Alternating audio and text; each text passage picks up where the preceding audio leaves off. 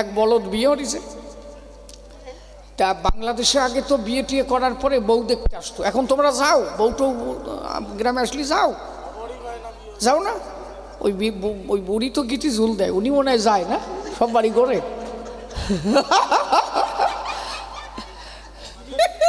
এই কয়জন তো ভালো রস পাইছে, তো ওরা ঘুরে বউ দেখতে গেছে। এখন নন্দে আছে না, ওরে নন্দাই কয়, নন্দে কয়। এখন তো ডাক আলাদা, আগে আমরা কথাম দাদা বাবু, এখন হয়ে গেছে জয়। ওরা আগে সে ডাক ঢোকার নাই নাকি, সত্যি কি না? আগে দাদা বাবু কথাম না নাকি, বাবা কত জামাই, মা কত জামাই, আর আমরা কথাম দাদা বাবু। এখন বাবারও জামাই, মাইয়েরও জামাই, সলরও জামাই, আবার তার মধ্যে হচ্ছে জুজু না জিজু। কি জ্বালা, কি জ্বালা। গল্প আর একটা মনে করছো কব না? থাক না না বলো, আর একটা পড়ে গেছে না না বলো, এইটা আগে কইছি।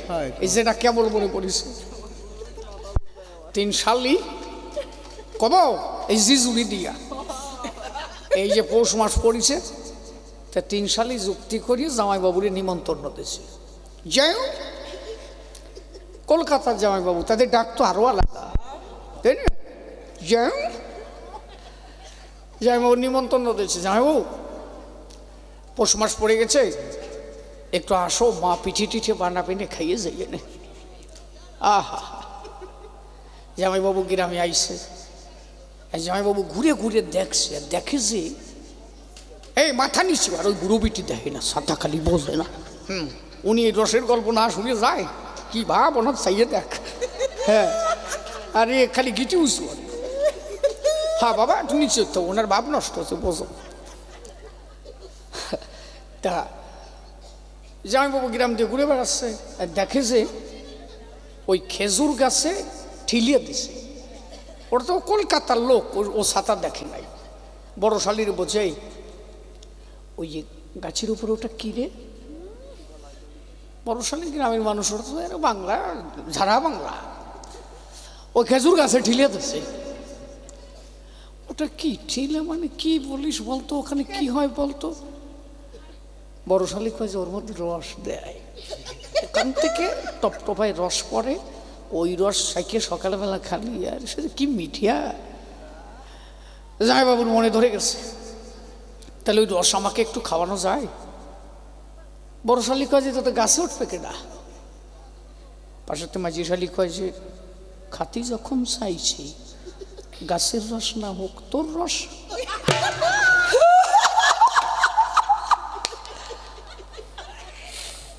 জিজু জ্বালায় পড়ে গেছে, বুঝলি, জুজুর কার সারা। মাঝি শালি কয় যে চলো বাড়ি যাও, বাড়ি চলো, আমরা এটা পাড়িয়ে নিয়ে তোমার ঘরে যে খাও। জামাইবাবুরে ঘরে থুইয়া 3 সালি আইসে পারতি। গাছে কিটা ওঠে পাও, সাথা গাছে টাছে না উঠে, ওই গোড়াতে ঠিলিয়াটা নিয়ে মেজো শালি তো জম্বে চালাক, ও বড়ডারে বলছে দে রস দে, দে করিস কি? ওর একটু ওই বছরটা জন্ডিস ভাব ছিল, কালারটা ঠিক আছে,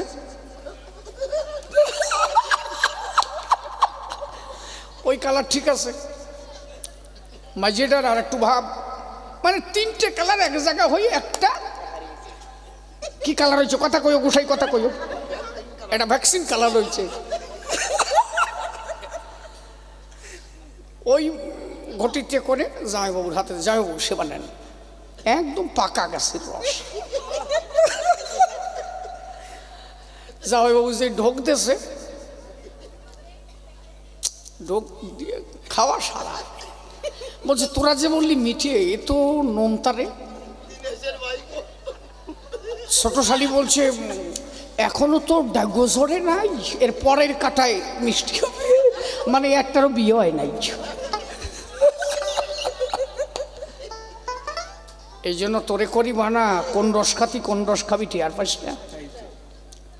ওরা যে করে ভজন, বসে শোনেন জ্ঞানীজন, একজন অনন্য নারীর সঙ্গে ভজন ক্রিয়া করতে গিয়া অবৈধ সন্তান জন্ম দিয়া বিভিন্নভাবে ধর্মটাকে করেছিল পতন।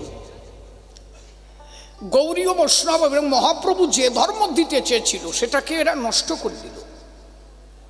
কিছু স্বার্থান্বেষী ব্যক্তিবর্গের ঠেলায় ধর্ম চলে গেল খাটের বাইচ।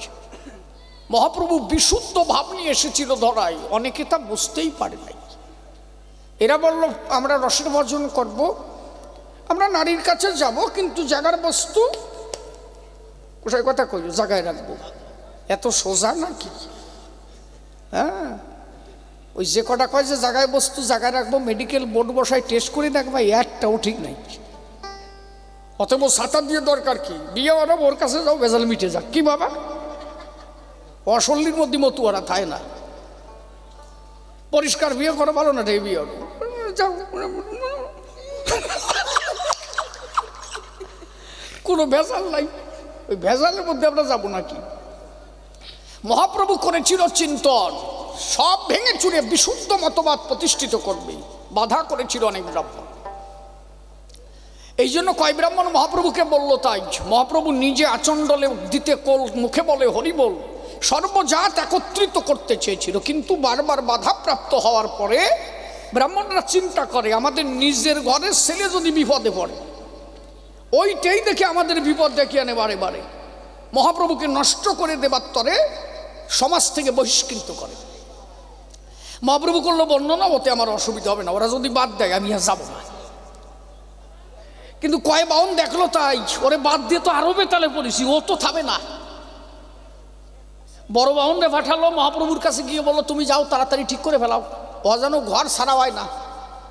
যে বলো তাই শোনো মহাপ্রভু তুমি, আর ওরা তো মহাপ্রভু বলতো না, ওরা মহাপ্রভুকে ঘেন্নার ঠেলায় বলতো নিমাই।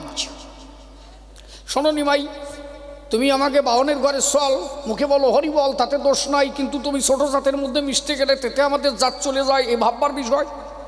মহাপ্রভু বলে তাই আমার কাছে কোনো জাতে জাতি নাই, আমি আচণ্ডলে দেব কোল, সবাই বলে বলবো হরি বল, তাতে অসুবিধা কোথায়? এক বাহন বলে তাই জাত তো তুমি মারতিছো, টেয়ার পাও নাই, ও ছাতা বাদ দাও, আমরা তোমার জাতে উঠে নিচ্ছি, আমাকে 100 জন খাতি দাও। বললো খাতি দিলে কাজ হবে? বলে হ্যাঁ হয়ে যাবে। তাহলে কাজ করো, খালি খাতি দিলে হবে না, 100 খানা সোনার থালা, সোনার গিলাস। মহাপ্রভু বলেন হবে। ভগবান চাইলে কি না হয়, ভগবান যদি চায় কি না হয় বলেন দেখি। আমার ধারে ঈশ্বর যদি চিন্তা করে, ওই সোনার থালা লক্ষাধিক তৈরি হয়ে যেতে পারে। 100 সোনার থালা সোনার গ্লাস দিল, 100 খানা ঘর বন্ধন করে দিল। 100 জন যেদিন খেতে আসলো, দেখে যে সোনার থালা সোনার গ্লাস সব কিছু বড় আছে, সব দিয়ে দিয়েছে। মহাপ্রভু বললেন আপনারা স্নান করে আসেন। স্নান করতে যাব কোন জায়গায়? এর আগে আগে দাঁড়িয়ে বলি সবার পুরো ভাগে মহাপ্রভু গঙ্গাকে ডাক দিয়ে বলছে, তাই সব 100 জন খাতি আসতেছে, কথা নিবি, একদম জল শুকাইয়ে সারা বানায় রাখবি, একটুও যেন জল উপরে না থাকে, ভিতরে যেটুক থাকবে, যেটা ডুব দেবে ওই জায়গায় যেন ডুবে পড়ে। ভগবান যদি গঙ্গাকে আদেশ করে, গঙ্গা না রেখে পারে, জল শুকাইয়ে সারা বানায় রাখছে। এরা 100 জন দিয়ে দাঁড়ায় দেখে, তাই গঙ্গায় কোনো জল নাই। বুড়োটা টেয়ার পাইছে, ভিতরে এসে গোলা, ও জায়গায় গেলে আর একটাও আসা লাগবে না, তা লাগবে না। ও বলে তাই ওখানে স্নান করার কায়দা নাই। সবাই এক এক করে চলে আসলো। মহাপ্রভু বললো স্নান হয় নাই, বলো ওখানে স্নান করার কায়দা নাই। বাবুর তো জানি, তাহলে কি করা যায়? বলে জল কোনো জায়গা নাই। মহাপ্রভু বললেন এক জায়গা আছে। জাত মারে কিভাবে? কিভাবে জাত মারে? তোমরা যে ব্রাহ্মণ উঁচু উঁচু কও, এইবার শুভ মেয়ার জলের ভিতরে। মহাপ্রভু বললেন জল এক জায়গা আছে। কোন জায়গায়? হবিউল্লাহ কাজীর বাড়ির পাতকুয়ায়। বলে মুসলমানের কুয়োর জল, ও তো জাত মারা কল। মহাপ্রভু বলে তাহলে স্নান করতে হবে না, থালা গ্লাস বাবা না। এক বাহন কয় যে মেয়ার জলেও কাজ হয়, এই থালা গ্লাস সরে যাচ্ছে তো।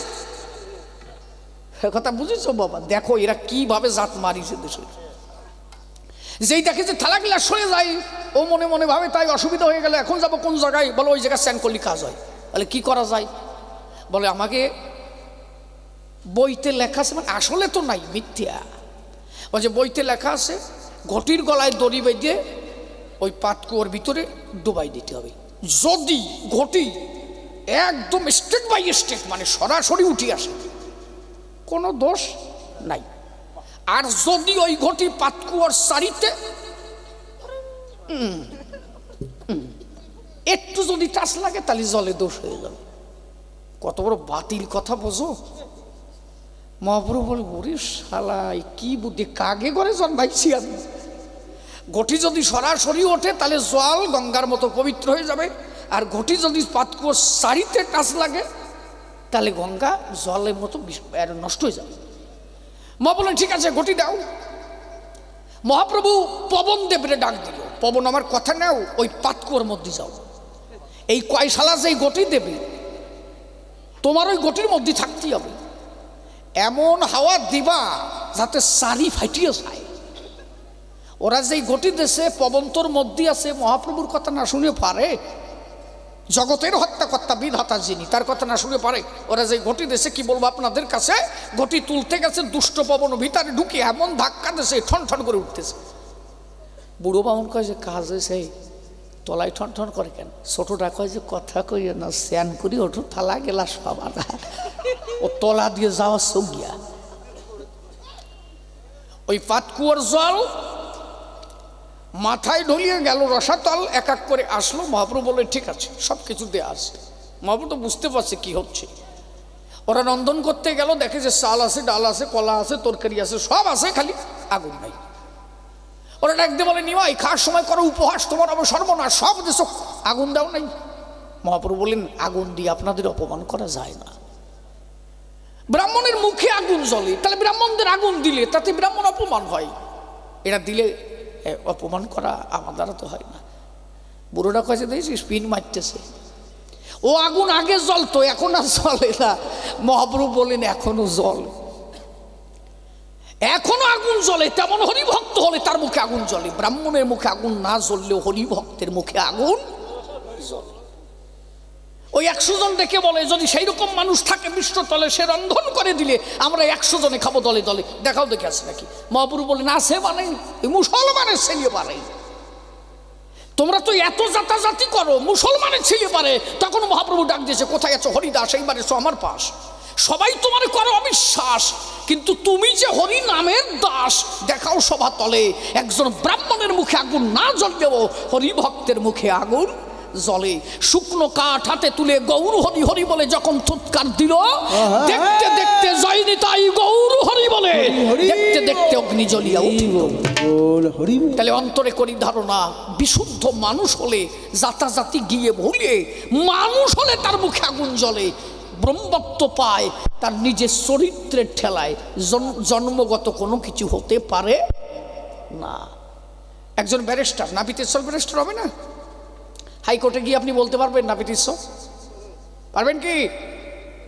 ও নাপিতেশ্বর কয়ে দেখবেন, সোয়ার একটাও মাটিতেই পারবে না। যে যার কর্মের দ্বারা বড় হয়, সে জন্ম নিয়েছে মানুষের পরে, কেন নাপিত বলে ব্যাখ্যা করো তারে। মানুষ যে কোনো কর্ম করতে পারে, মানুষ বড় হয় তার কর্মের তরে। Doctor B.R.. আম্বেদকর যিনি তার কর্মের দ্বারাই শ্রেষ্ঠত্ব অর্জন করেছিলেন, তিনি ভারতবর্ষের সংবিধান রেখেছিলেন ডক্টর বি.আর. আম্বেদকর।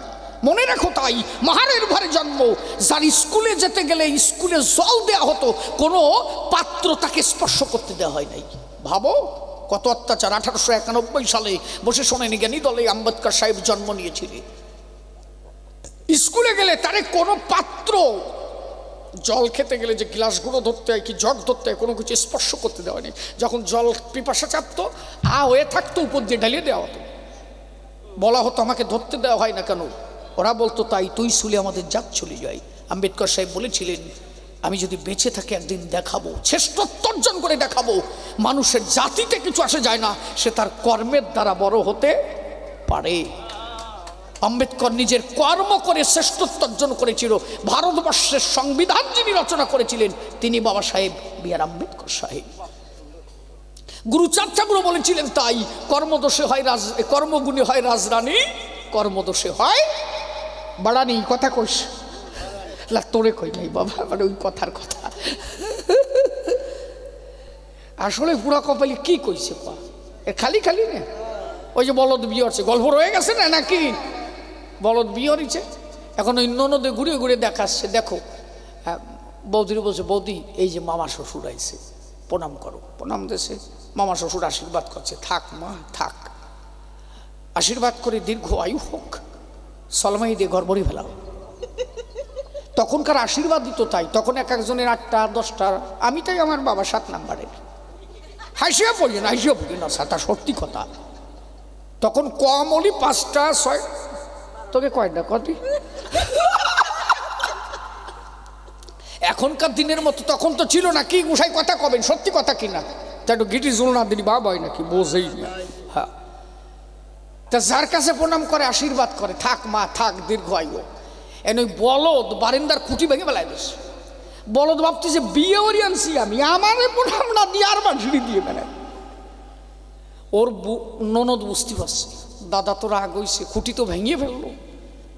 বৌদির কাছে, বৌদি আর মানুষেরই প্রণাম না করিয়া নিজের দ্বারে দেয়, ওই যে খুঁটি ভেঙে ফেললো।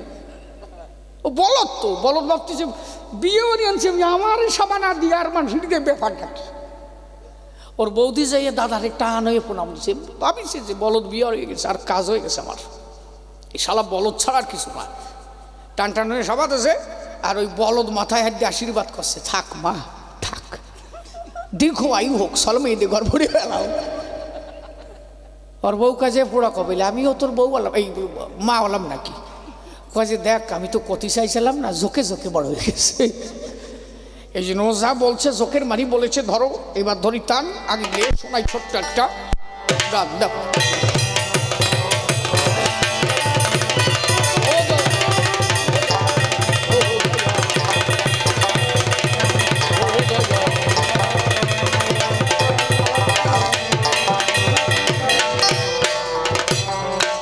এটা রসিক বাবুর গান গাই নাকি।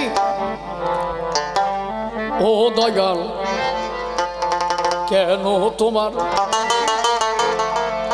এমন খেলা পলে পলে, ও দয়াল কেন তোমার এমন খেলা পলে পলে, ও দয়াল কেন তোমার এমন খেলা পলে পলে।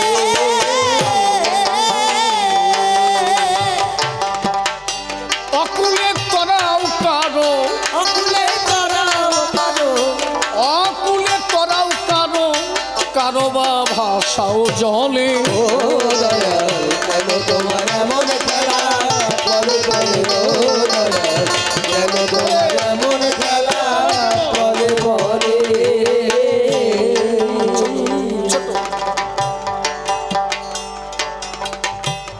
কত না ভালোবেসে যাহারে দিলাম এমন, জানি না অন্তরে তার কি কথা ছিল গোপন। কত না ভালোবেসে যাহারে দিলাম এমন, জানি না অন্তরে তার কি কথা ছিল গোপন। ভাঙিল সুখের স্বপন, ভাঙিল সুখের স্বপন, ভাঙিল সুখের স্বপন, ব্যথা তার বুকের তলে। ও দয়াল কেন তোমার এমন খেলা বলে বলে, ও দয়াল কেন তোমার এমন খেলা বলে বলে। ওটা কি বাড়িতে আসলো নাকি? হ্যাঁ,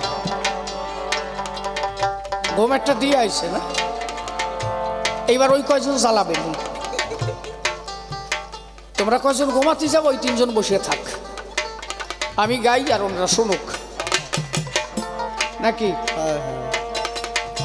যাক, তবু এত রাত্রে আসছে, এটা আমি ধন্য।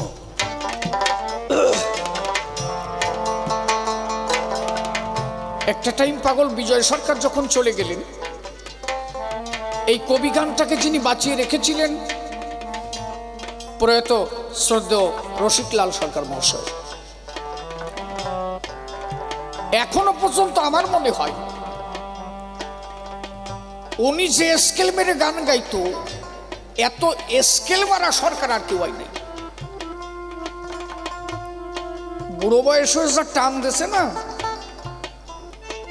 সেটা আলাদা।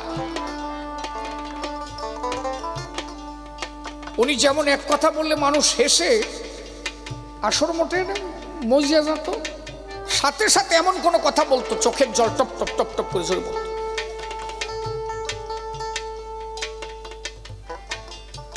ওনার গান আমি নিজে শুনেছি তো। ওনার গানের কথা ভাবলে এই আসর দ্বারায় গান গাইয়া নামিয়ে যাচ্ছে, চলে নাকি? হ্যাঁ বাবা, যে শুনছে ওনার গান সে সুরের টান কি চলে যাও নাকি? কমিটি চলে গেলে লোক থাকে কোনে?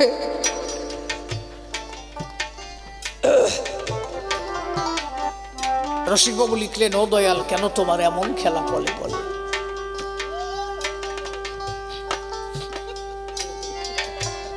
অকুলে তরাও কারো কারো বাবা সৌজলে। ঈশ্বরের খেলা কে বুঝিতে পারে? হরিলীলায় আপনাদের নাম জানা থাকবে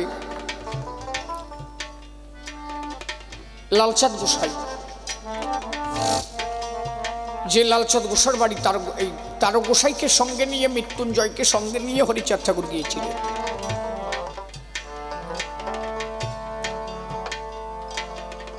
ভক্ত যদি তেমন হয়,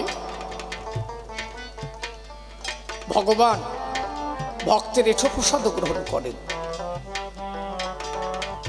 লালচাঁদ গোসার বাড়ি যাচ্ছে, যাওয়ার পথে বড়ইতলা নামে একটা গ্রাম ছিল। ঠাকুর ওখানে ভক্তদের বাড়ি বললেন কি, আমি ওখানে একটু সেবা নেব। কাদের বাড়ি? ভক্তদের বাড়ি। তা বললো, বাবা খেপলা জাল দিয়ে দুটো মাছ ধরি। ঠাকুর বললেন, না মাছ টাছ খাবো না, যা রান্না আছে তাই খাবো। বলে, ঘরে তো কিছু নাই। বলে, তোর ঘরে কি আছে না আছে আমি জানি, তোর জানতে হবে না, আমি জানি কি আছে। বলছে, ঘরের মধ্যে গীত আছে, মাখন আছে, আর মা কুসমন্ডি শাকের ডাটা ভাতের মধ্যে সিদ্ধ দিয়েছে। এই কুসমন্ডি শাক মানে বোঝো কি শাক? কত কুমড়োর ডাটা। এইবার বুঝিস না?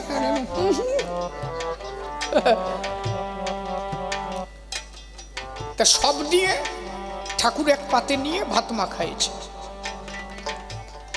অপূর্ব লীলা। আস্তে কথা কই এনে পরে আমার কথা শুনে যাও। বাড়ি যে দুইজনে শুয়ে পড়ে তুমি ওনারে বুঝাইয়ে নি যে উনি এই কইছে, আমি তোমার কাছে কলাম। এখন আমার কথা শোনো।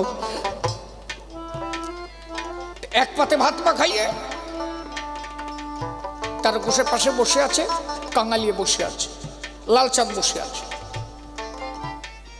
ভাত মাখাইয়ে ঠাকুর তারকের গালে দিছে। তারককে কেন এত ভালোবাসে? এই জন্য আমার তারকের দোহাই যদি কেউ দেয়, তার আর সমন সংখ্যা থাকে না। আমার অশ্বিনী গোসাই বলেছে, যার নাম নিলে হয় সমন দমন, নামতি তার তারক ব্রহ্ম রসের চোরা। গিয়ে দেখলাম মতুয়াপাড়া। আমার তারকের যেই গালে নিয়েছে, হঠাৎ করে তারকের একটু হেসি উঠেছে, মানে এসে গেছে বাচ্চা। তা হঠাৎ করে ওই মুখের থেকে ভাত পড়ে গেছে। পড়বি তো পর, ভাত পড়েছে ঠাকুরের বক্ষে। ভক্ত কেমন হলে হয়? তা ঠাকুরের বুকে যে ভাত পড়েছে, ঠাকুর কি করেছে? ওই বক্ষের ভাতগুলো খুঁটে খুঁটে খাচ্ছে। তারা গোসাই তাই দিকে পায়ে টান টান হয়ে পড়ে গেল। ঠাকুর বলল, লালচাঁদ জানিস, আমার তারকের মুখের প্রসাদ আমার যে অমৃতর মতো।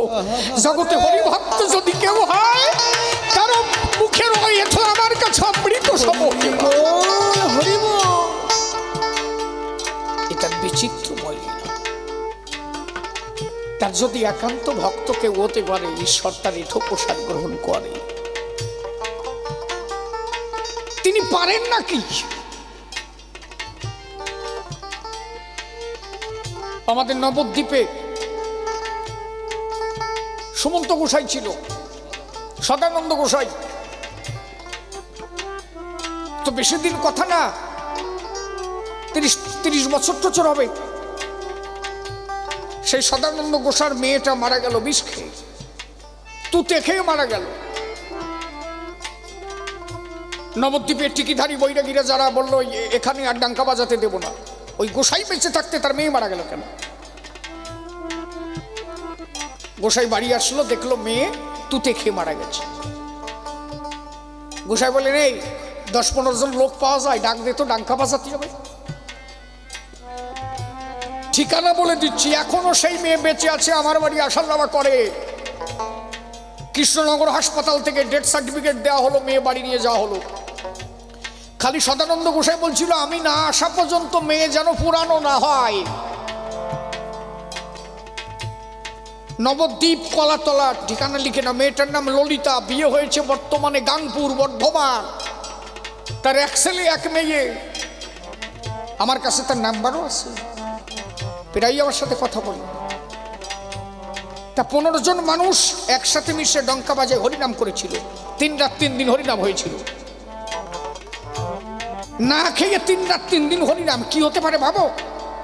শেষের রাত যখন 3 রাত 3 দিনের শেষের রাতে যখন হরিনাম হচ্ছে, হরিবল হরিবল বলতে বলতে যে কয়জন ডঙ্কা বাজাচ্ছিল হরিনাম করছিল সদানন্দ গোসাই, যাদের নিয়ে হরিনাম করছিল, কারো জামা কাপড় আর গায়ে ছিল না, ছিঁড়ে গেছে, আন্ডার খুলে পড়ে গেছে।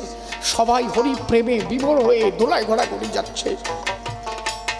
সদানন্দ গোসাই ভাবলেন এ জীবন আর রাখবো না, যদি হরিনামে না বাসে এই বদনাম আর নেব না।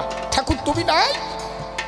হরিনাম করতে করতে যখন ধুলায় ঘোরাঘুরি যাচ্ছে, ওই বাচ্চা মেয়ে উঠে ওইখানে বলছে একবার হরিবল, একবার হরিবল, একবার হরিবল।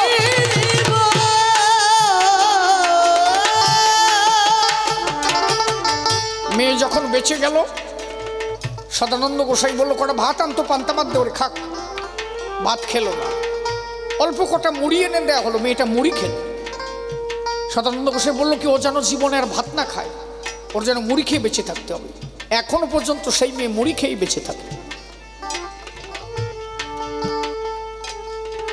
কি হয় না তার খেলা। তাই রসিকবাবু গান লিখলেন, ও দয়া কেন তোমার এমন খেলা পলে পলে, ও দয়াল কেন তোমার এমন খেলা পলে পলে, কেন বা সাথী হারানো সাথী তীরে নিদারুণ ব্যথা সয়ে আজ খুঁজিয়া ফেরে,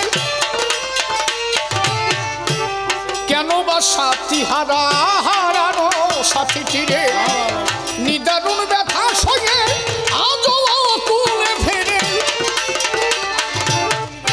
ভাসে দুই আখি নীরে, ভাসে দুই আখি নীরে, ভাসে দুই আখি নীরে, বাসা তার গাছের তলে। ও দয়াল কেন তোমার এমন খেলা বলে বলে, ও দয়াল কেন তোমার এমন খেলা বলে পরে।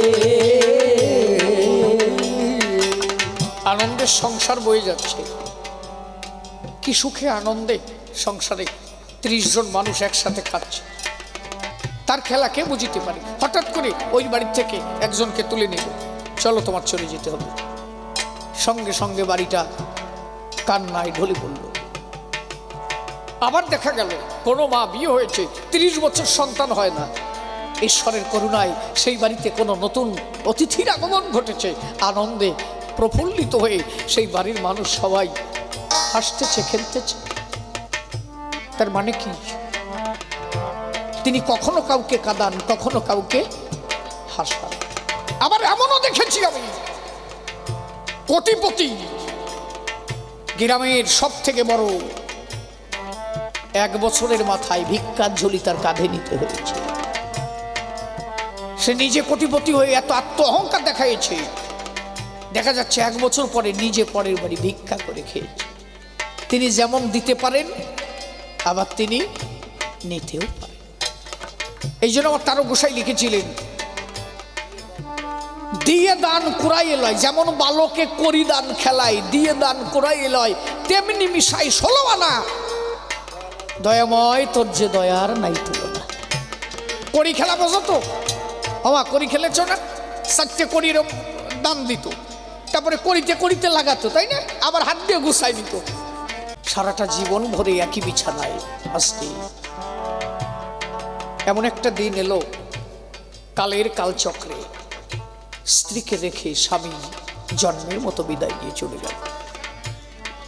একবারও যাবার সময় তোমারে বলে যেতে পারলো না, তোমাকে হাত ধরে এনেছিলাম, আজ তোমাকে রেখে আমার চিরদিনের মতো চলে যেতে হচ্ছে। তুমি যে কখন কাকে হাসাবে, কখন কাকে কাঁদাবে, একমাত্র তুমিই জানো। তাই বলল কখনো দমকা ঝড় নিভে যায় আশার বাতি, কারো পথ আলোয় ভরে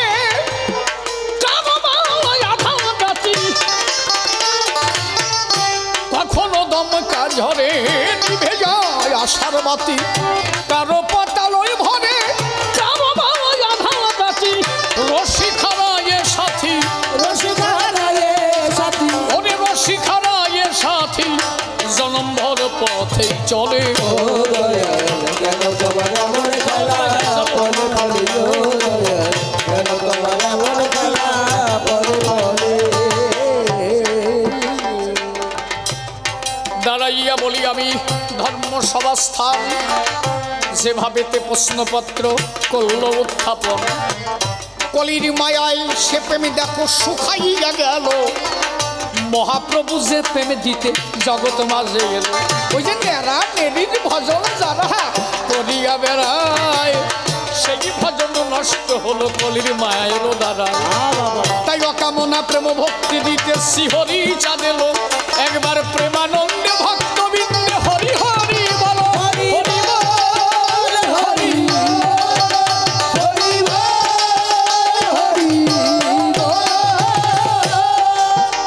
দাঁড়াইয়া বলি আমি ধর্মসভা স্থান, ওই যে বাবাজি সামনে দিয়ে দিয়ে গেল টান।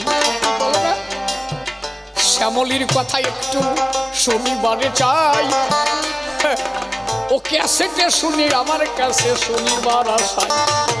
বলছে বাবু শ্যামলির ওই গানটা, বলে শ্যামলির আবার কি গান? বলছে না ওই যে বাঘে খেয়ে গেল, কি ঘটনা আছে না শ্যামলি? ও তা শুনবে, সে গেল কনে? হ্যাঁ আসি বাবা, মালিক যদি কারো থাকে তাহার মরণ নাই, বিপদ কালে মালিকে সে তাহারে বাঁচায়। তোমার একজন মালিক থাকলে তোমার খুঁজে লবে, মালিক খারাপ হলে মানুষ এমনি পতন যাবে। এই জন্য একজনকে মালিক তোমার ভাবা চাই, মনে রেখো সে সর্বদাই আছে তোমার আগে নাই।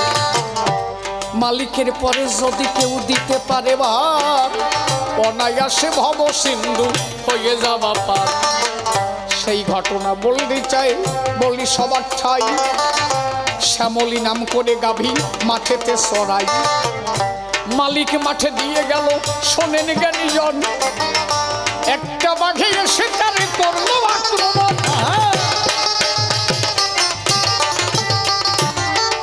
বাঘের দাবর খেয়ে গরু কাদায় পড়ে গেল, ওই গর্তের মধ্যে দেখো জল নাহি ছিল।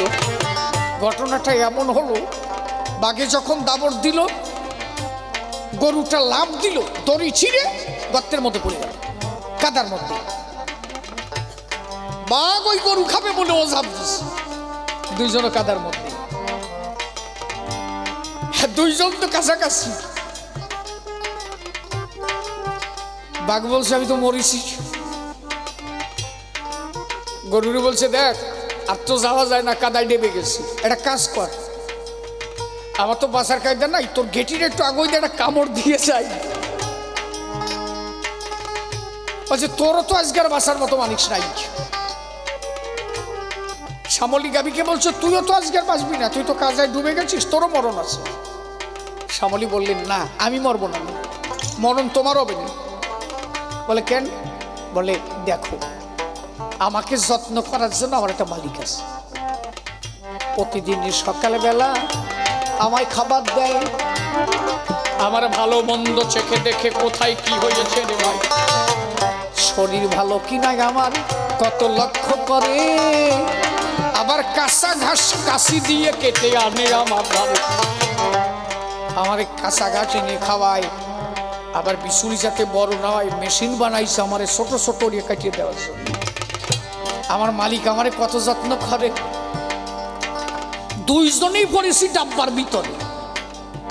আমার মালিক আসতেছে, সন্ধ্যা ফেরা লেগে গেছে, মালিক আসতেছে। তা আমার মালিক যদি আইসে দেখে যে আমার সামনে তুই আসিস, আমার মালিক কিছু না পালনিও আইয়ালা বাস যে তোর ভাষায় দেবে এটা বোঝা যাচ্ছে। অতএব আমি বেঁচে যাব, তুই বাঁচবি না রে। কারণ আমার মালিকের উপরে আমার আছে ভার, সন্ধ্যা হলে মালিক কামাই করে নেবে পার। তোর মালিক নাই, তুই তাই ডুবে মরে যাবি। বল দেখি মালিক ছাড়া কি করে বাঁচবি?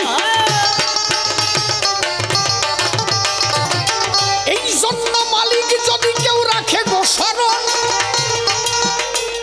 অন্তত ধর্মের প্রতি তোমার একটু রাখো যে শরণ।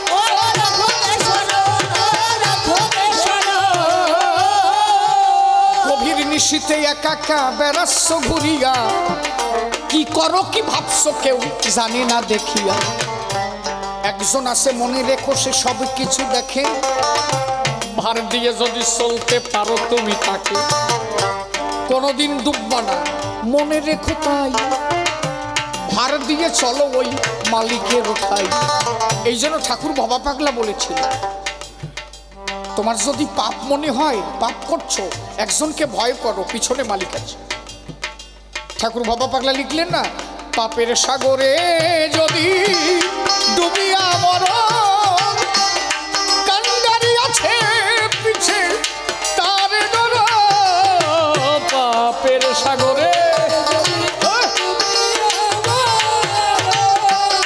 কান্ডারি আছে পিছে, পাপের সাগরে যদি ডুবিয়া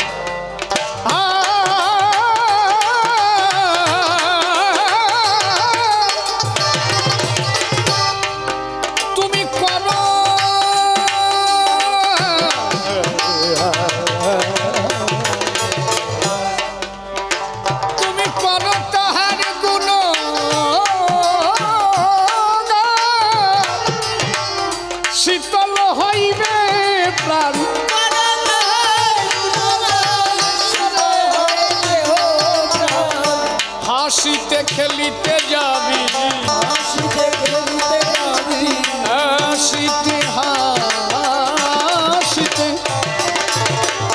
হাসিতে খেলিতে যাবি, ভুলকে গোলকে চরণে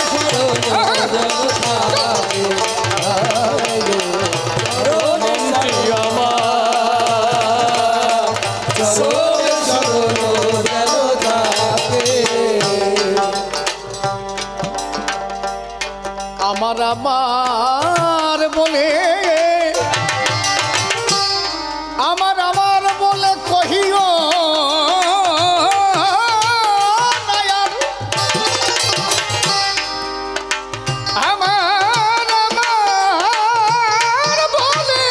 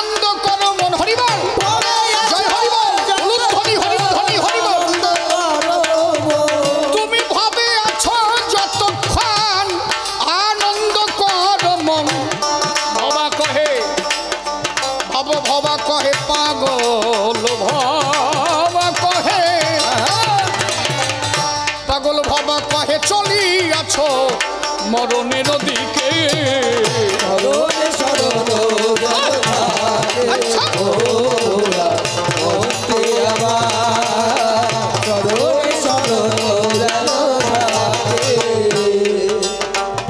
দেখো জয়ের ডঙ্কা বিজয় নিশান যারা যারা নেয়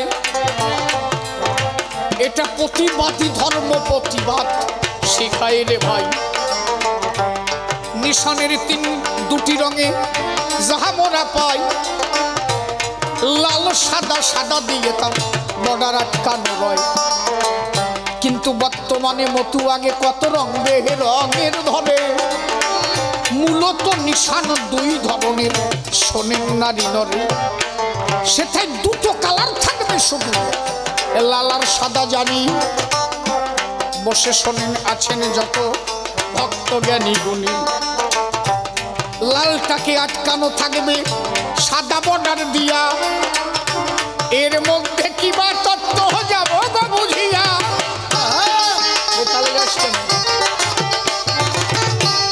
লাল মানে রেড সিগন্যাল মনে রেখো তাই যেটা যুদ্ধের একটা সিগন্যাল আমরা জানি গো সবাই। লাল কি লাল হচ্ছে একটা যুদ্ধের সংকেত রেড সিগন্যাল। একটা ট্রেন যদি চলে আসে তার সামনে লাল একটা কাপড় ধরলে কি থেমে যাবে। আর সাদা হচ্ছে শান্তির প্রতীক। এই লালটাকে দিয়ে বোঝানো যে আমরা যুদ্ধ করব। কি যুদ্ধ? আন্দোলন। আন্দোলনটা হবে কিন্তু বেরি থাকবে কিসের? শান্তির বেরি। এই যেখানে অনুষ্ঠান হচ্ছে আমরা আন্দোলন করছি না, এটা কি আন্দোলন না? এই আমি যে গান গাইছি কেন গুরুচাঁদ ঠাকুর এইগুলো করলো, এটা আন্দোলন না? আমার যারা অধিকার দেয়নি এটা কি আন্দোলন না? তাহলে আমার আন্দোলনটা কি? কাউকে সরাইয়ে না কি লইয়া কথা কই কাউকে কি সরাই এই করলি কি? এটা তো অশান্তির আন্দোলন না, তা হবে না। আন্দোলন হবে শান্তির মধ্যে দিয়ে আন্দোলন করা চাই। এই জন্য সাদা বর্ডার দিয়ে ওটা আটকানো রে ভাই। জাতি ধর্ম বর্ণ নির্বিশেষে সবাই আমরা করব আন্দোলন। প্রেমানন্দে হরি হরি বল সর্বজন। হরি বল হরি হরি ওই যে জয়ের ডঙ্কা বাজাবো রে ভাই, সমন সংখ্যা দূরে যাবে মিথ্যা কথা নয়। যেভাবেতে প্রশ্নপত্র হয়েছিল দান তাহলে বেশি কথা বলবো না। আমার গোলকের ও ডাঙ্কায় আমার মহানন্দের কাশি, যে বাজনা জগতের মন হইবে উদাসী। আমার তারকের জয়ের নিশান যারা যারা নেবে মহামায়ার ওই নিশান তার শক্তি পাবে। তারকের অবদান এই নিশানে দেখতে পাই, এইবার দুজনাতে মিলনে দাঁড়ায়।